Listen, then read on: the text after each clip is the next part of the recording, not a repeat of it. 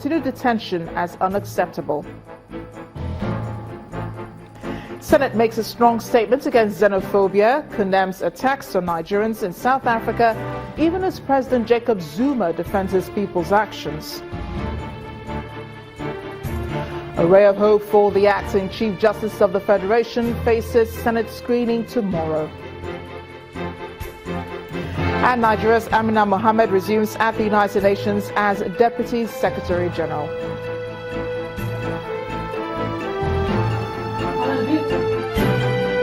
The Channel's Business Roundtable advocates immediate action on government's economic recovery plan as GDP shrinks by 1.30% in first quarter of 2016. On sports news tonight, former FIFA Executive Committee member Amos Adamu gets a second ban from football-related activities. And from Abuja, I'm Linda Akibe. Economic and Financial Crimes Commission continues to make progress, recovers stolen funds and vehicles from former customs boss Abdullahi Diki.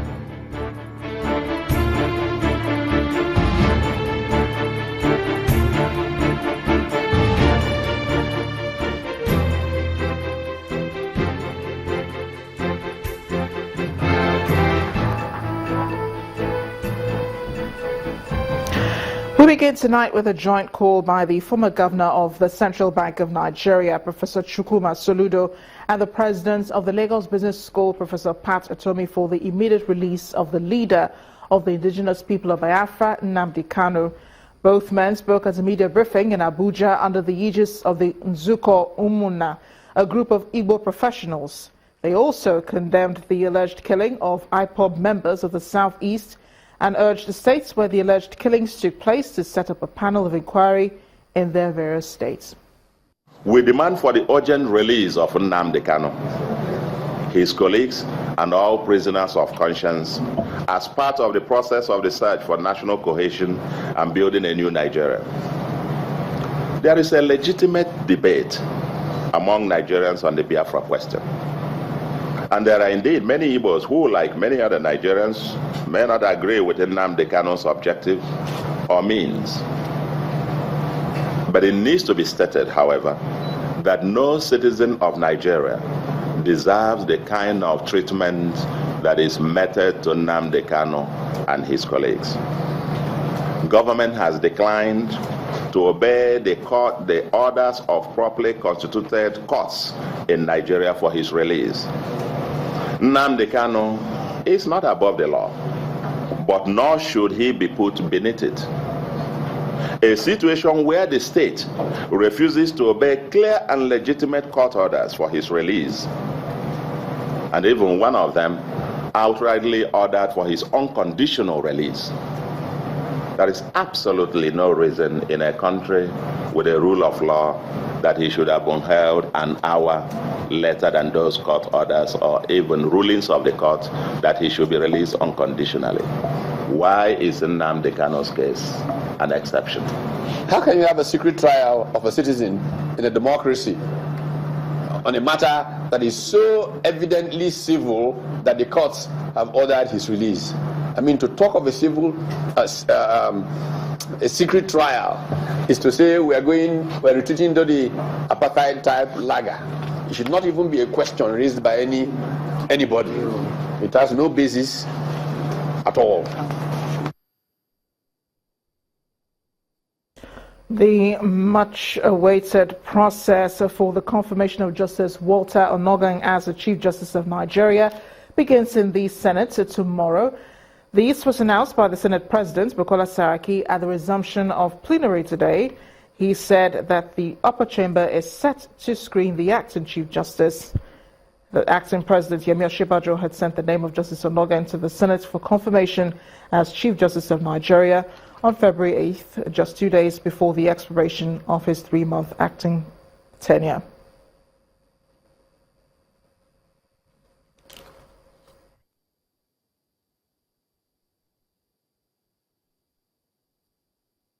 The Minister of State for Foreign Affairs, Mrs. Khadija Bukar Abba, has confirmed that no Nigerian was killed in the recent xenophobic attacks in South Africa.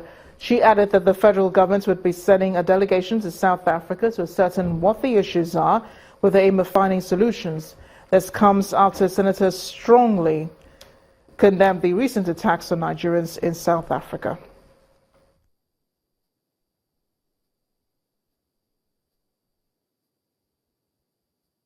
On my own part, I want you to convince us what you have been able to do to stem this tide of attacks on Nigerians by the South Africans. A federal lawmaker throwing a direct question at the Minister of State Foreign Affairs. These committee members are hoping to get answers from the Minister of State for Foreign Affairs on what the Nigerian government is doing to protect Nigerians in South Africa from xenophobic attacks. These riots and attacks against foreigners, the Ministry of Foreign Affairs immediately instructed the Nigerian High Commission in Pretoria and the Consulate General in Johannesburg to act in concert and ensure that no further escalation of the incidents occurred. We spoke with our High Commission today, as before we left for this meeting, and it has been confirmed that no lives have been lost. Nigerians are yet again victims of attacks in South Africa. In the last few days, Nigerians and other Africans have had their shops looted, houses destroyed, and faced humiliation in South Africa. Members of this committee want hard-hitting actions from Nigeria to address what has become a regular occurrence in South Africa. I don't see us doing anything tangible by way of arresting these attacks without this government standing up and having some kind of diplomatic reprisal. After the last xenophobic attack in April 2015, where 10 deaths were recorded and properties looted or destroyed, Nigerians in South Africa are seeking an 84 million naira compensation for damages for properties destroyed. However, the minister told the committee that no compensation has been paid. Committee members expressed displeasure at the manner which the Ministry of Foreign Affairs has so far handled the crisis. So, have you been able to invite Nigerians that lost their properties in 2015 to tell them that, oh, we are negotiating something for you? No, you haven't. To the committee, we are not happy. We are highly disappointed. This engagement with the Minister of State for Foreign Affairs is coming after federal lawmakers debated this issue at plenary. Senate is further alarmed that xenophobic killings of Nigerians in South Africa in the last 10 years have occurred several times, resulting in lootings, killings, and wanton destruction of properties and death. While Nigeria is reacting to the recent xenophobic attacks in South Africa's President Jacob Zuma says the narrative that his country is xenophobic is incorrect. We have been staying here with the foreigners centuries ago. Some have come here and settled here. There are no attacks that are always made. Regardless of the assurances by President Jacob Zuma, the Nigerian Parliament will be sending a delegation to meet with the South African Parliament with the aim of stopping the attacks and any further occurrence in the future. Linda Akibe, Channels Television News.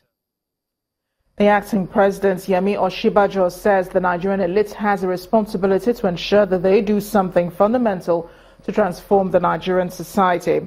Professor Osinbajo was speaking at the inauguration of the Sustainable Development Goals Private Sector Advisory Group in the presidential villa. According to him, countries that have pulled their people out of poverty succeeded because the elites in such societies decided to do so. Our State House correspondent, Chukwuma Onekwusi, reports.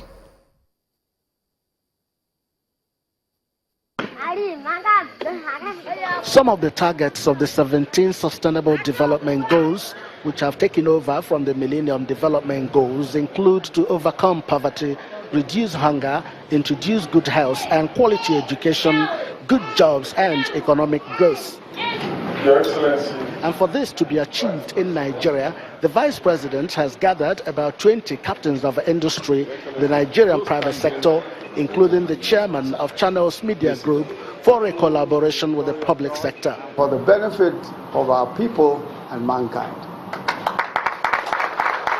The federal government believes that these captains of industry here gathered in his conference room are part of the Nigerian elite that must have a role to play to achieve sustainable development goals. We have a responsibility as an elite to ensure that we do something for our society that transforms it fundamentally. The driver of the Sustainable Development Goals in Nigeria believes that no country can survive without the private sector, and calls on men and women here gathered to bring their expertise to bear on the achievement of the goals. This is a landmark event, as Nigeria being the first of United Member States to launch the private sector advisory group worldwide. One of the reasons that experts identified as responsible for the non-performance of the Millennium Development Goals was the non-involvement of the private sector.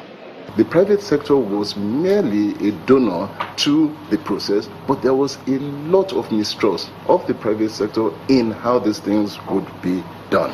The chairman of the Channels Media Group and other sector representatives promised to unleash their experience and arsenals behind the goals. It's an opportunity for us to align with the rest of the world, to see how we can show that things can really happen in this country and do the right things. This is a worthy effort in collaborating with other stakeholders to ensure focus. We can, in collaboration with government and in partnership with ourselves, create greater impact on each of the SDGs that can be visibly and immediately felt. The Sustainable Development Goals are a new set of targets which the United Nations member states are expected to use to frame their policies between now and the year 2030.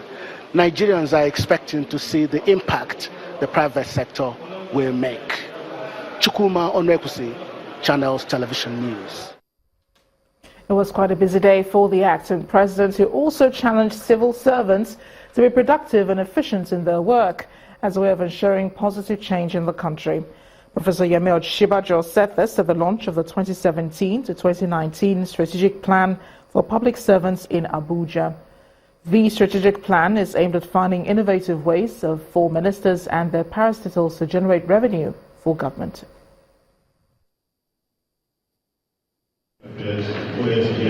It's the inaugural Civil Service Lecture Series organised by the Head of Service.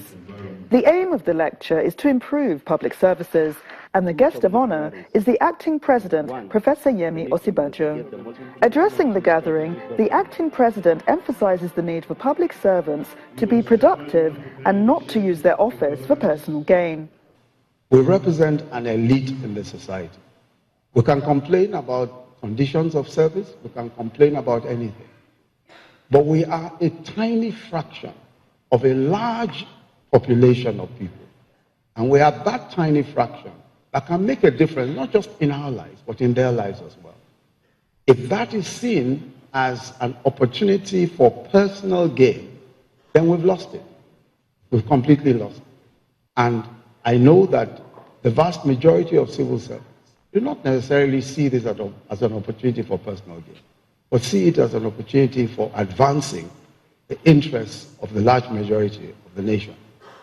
The Head of Service of the Federation, Mrs. Winifred Oyoita, outlines 4 cardinal objectives of her administration, which include capacity development and performance management for civil servants. She also stresses the importance of innovation in the face of the government's dwindling revenues. Most MDAs have latent capacity to create wealth and generate revenue. The current dwindling government revenue calls for innovative ways of generating income. Innovate or perish is applicable to any organization, and the public service is not an exception. Next is the launch of the 2017 to 2019 Strategic Plan for Civil Servants. To afford the benefits of public service and our nation. Although the Nigeria civil service is arguably perceived by some as unproductive and inefficient, it's hoped that this new strategic plan will help to change that narrative. In part 2, after the break, we'll be looking at resolving the PDP's crisis. I'll be joined on the news at 10 by senior political science lecturer at the University of Lagos, Dr. Dele Ashiru. Do join us again.